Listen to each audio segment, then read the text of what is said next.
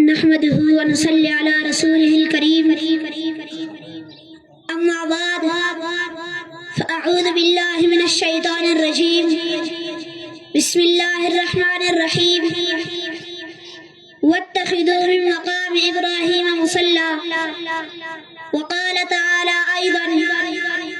ولا تقولوا لمن يقتل في سبيل الله أموات بل أحياء ولكن لا تشعرون أول من أسلم عمر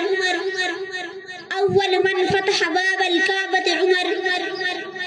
أول من هاجر علانية عمر أو كما قال عليه السلام اللہ نے زینت بخشی ہے افلاک کا روشن تاروں سے اللہ نے زینت بخشی ہے افلاک کا روشن تاروں سے اسلام نے عزت پائی ہے محبوب خدا کے یاروں سے ابو بکر عمر ہے سمع بصر عثمان و علی ہے قلب جگر ابو بکر عمر ہے سمع بصر عثمان و علی ہے قلب جگر حضرت کے ہے منظور نظر پھر کیوں نہ ہو پیار ان چاروں سے ہوتے خفا کیوں پوچھو تو ذرا ان نادانوں سے ہوتے خفا کیوں پوچھو تو ذرا ان نادانوں سے تعریف صحابہ سخت ہے قرآن کے 30 پاروں سے محترم اساتذہ کرام اور دور دراز سے آئے ہوئے مہمانان گرامی السلام علیکم ورحمۃ اللہ وبرکاتہ آج میری تقریر کا موضوع بڑا اہم اکرم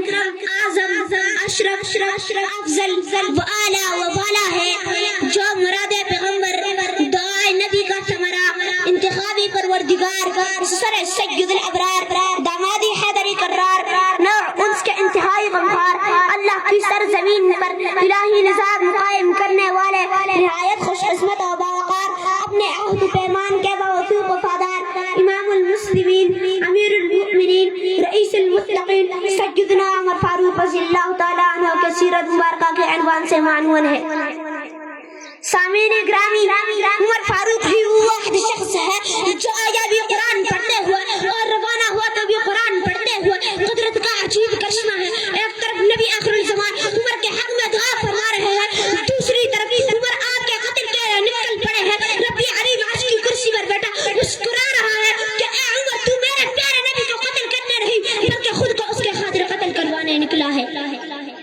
محترم سامعین سید الابرار نے دعا کی اللہم اعز اسلام باحد العمرین اے اللہ تو انتخاب کر ابو جہل کو مسلمان کر یا ابی خطاب کو میں سمجھتا ہوں میرے نبی نے عمر کو نہیں مانگا اسلام کی طاقت کو مانگا اللہم اعز اسلام عرش والے اسلام کو عزت عطا فرما میرے محبوب نے دعا کی میرا انتخاب تیرا ذمہ جواب تیرا ذمہ اور مانگنا میرے ذمہ میرا ابو جہل کو مسلمان کر یا ابی خطاب کو آسمان لرز گیا فرشتے بلبلا اٹھے پروردگار فرمانے لگے اے میرے پیارے پیغمبر میرے لاڈلے پیغمبر تیری دعا چیر کر پہنچ گئی اب میں انتخاب کروں گا میرے ابو جہل کے دل کو دیکھا وہ مردہ افسردہ زندیق بدین بدترین لعین ہے وہ تیرا دشمن ہے میں ابو جہل کو کتا کی موت مرواؤں گا مشرقوں کے ہاتھ قتل کرواؤں گا اس کے گلے میں لعنت کا ٹوک ڈلواؤں گا اے میرے محبوب پیغمبر تیری دعا پر میں عمر کو تیرے دروازے پر لاؤں گا استقبال کرواؤں گا نعرہ تکبیر لگواؤں گا